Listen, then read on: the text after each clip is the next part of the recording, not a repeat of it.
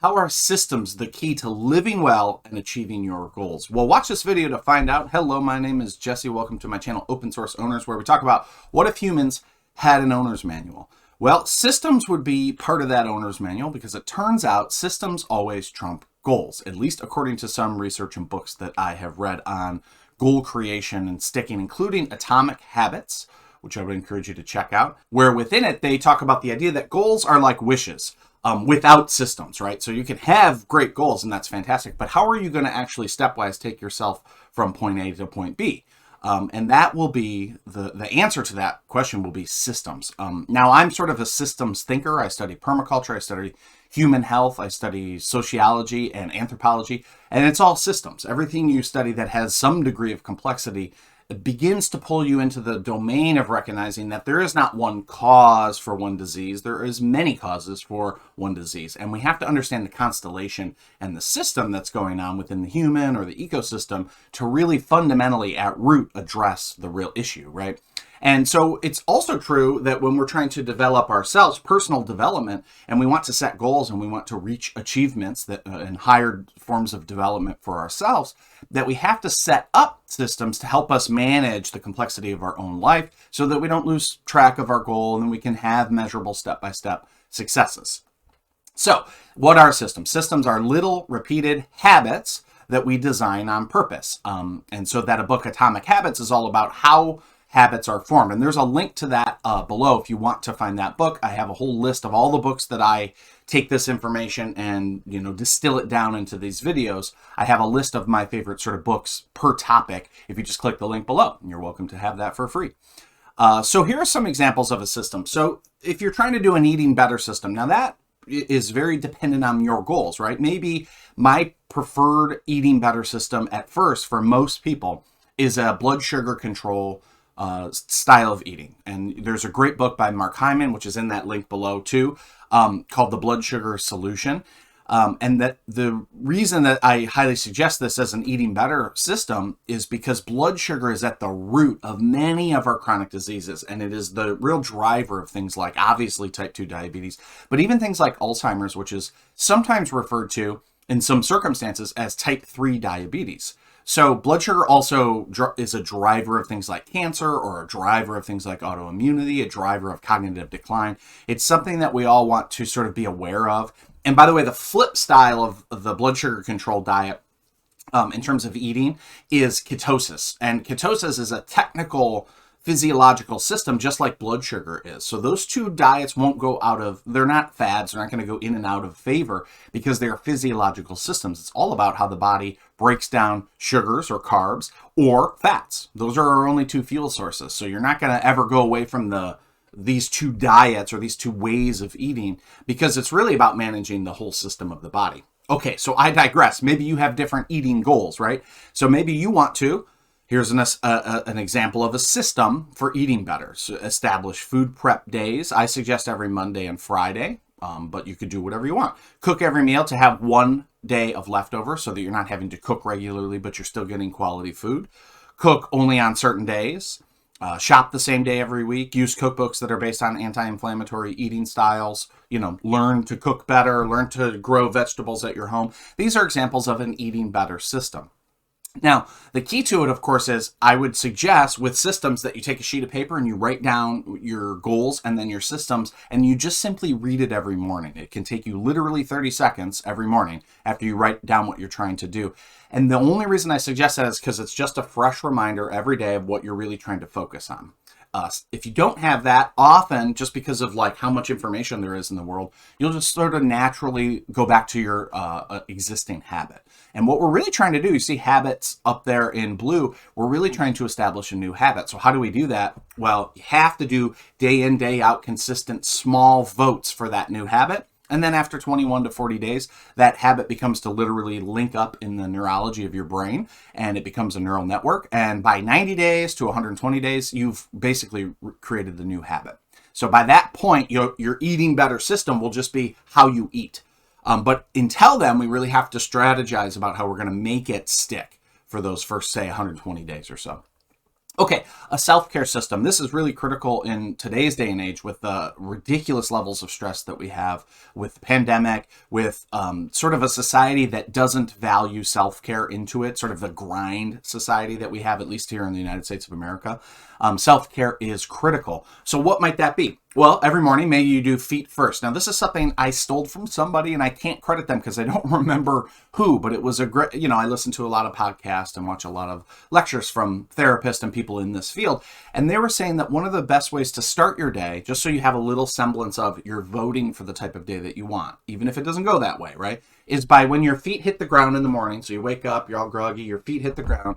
Just let that sound be a reminder to say to yourself, today is going to be a good day.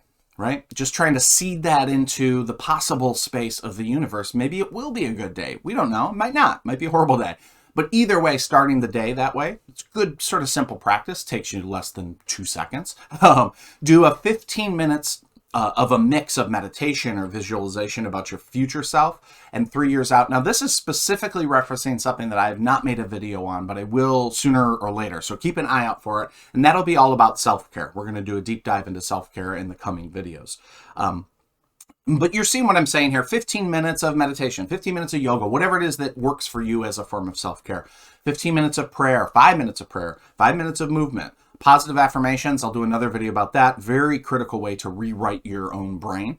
Gratitude practice, journaling, you eat well every day. You have a decompress in 20 minutes after you enter the house. So when you get home, you throw your keys on the desk or whatever. You specifically carve out that time as sort of sacred space. So you get into your comfortable shoes, you make yourself some tea, maybe you do a little bit of deep breathing, or you do a little bit of gratitude practice or something like that just to reset the day. Now, obviously, you might not be able to do that, but you can make the system work for you, right? If you've got a crazy life with a bunch of kids running around, you might have to get up a little bit earlier or get them to bed and then carve out a little bit of self-care time at the end of the day.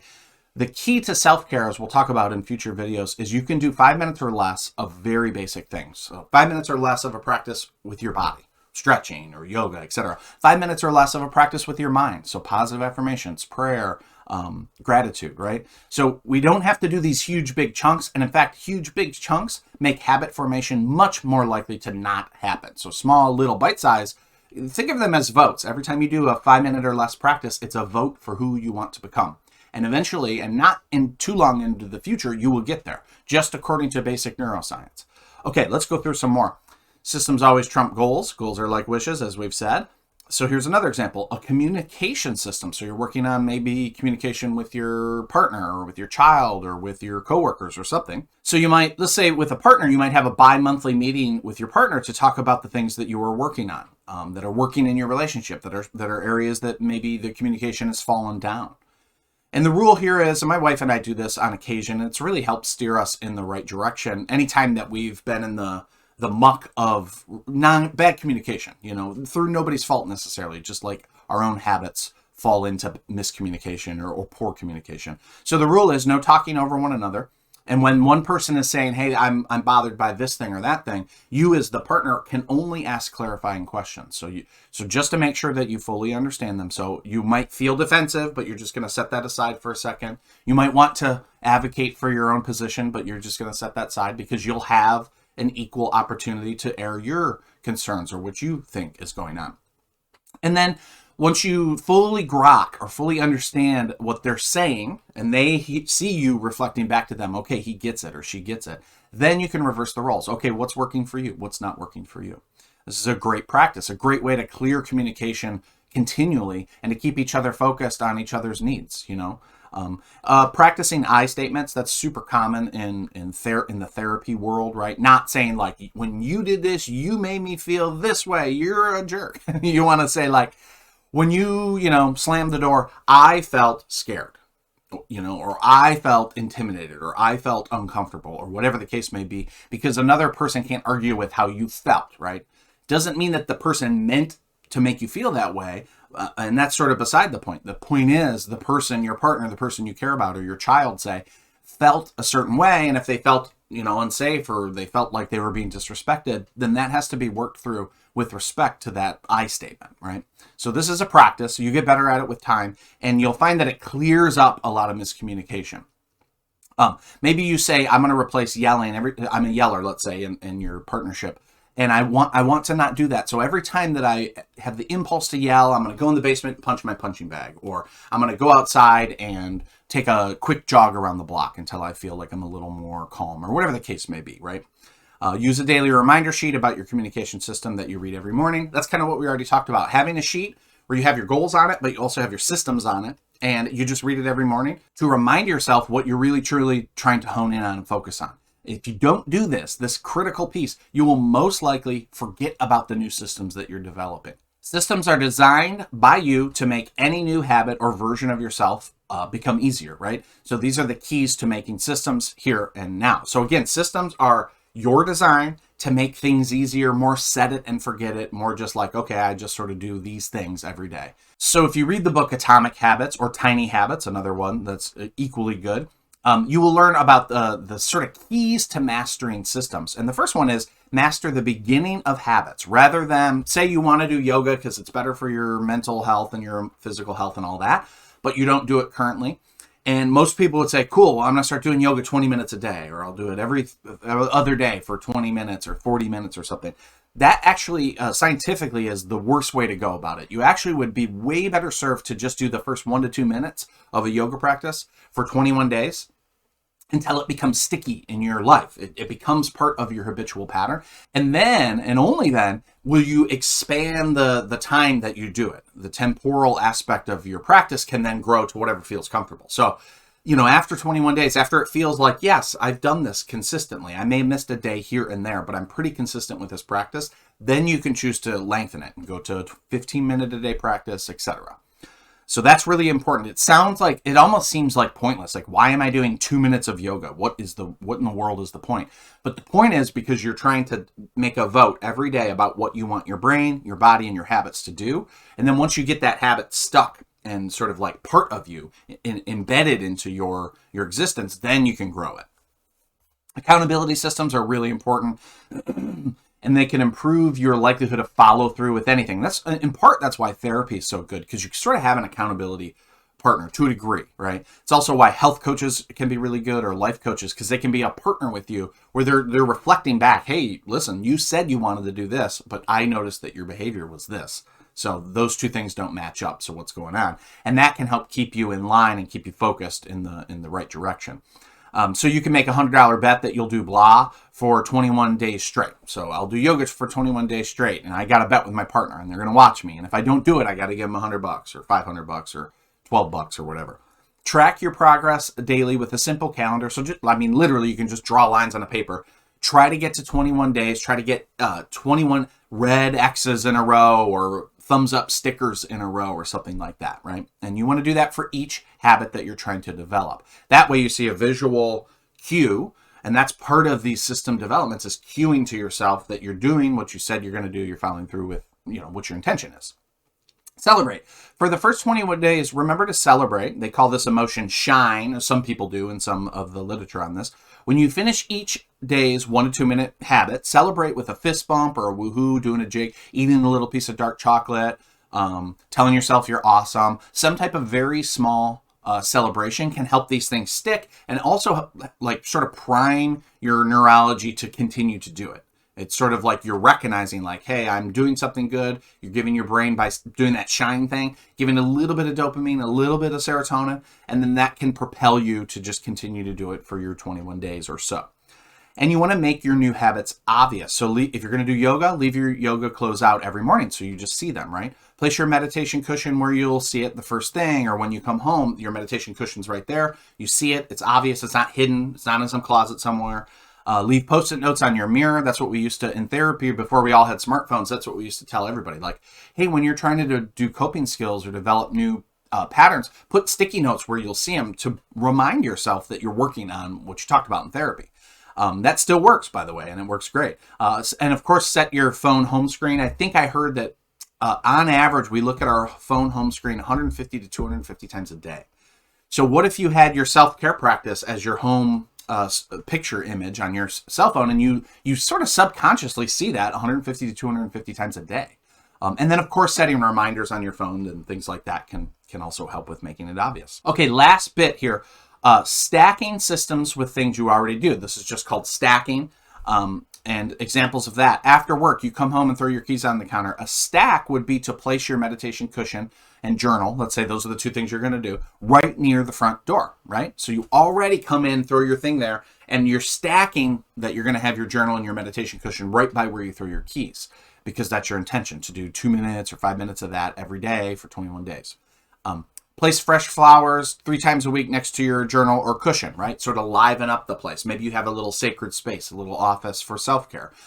Liven that place up, keep it alive, literally sort of tend to it.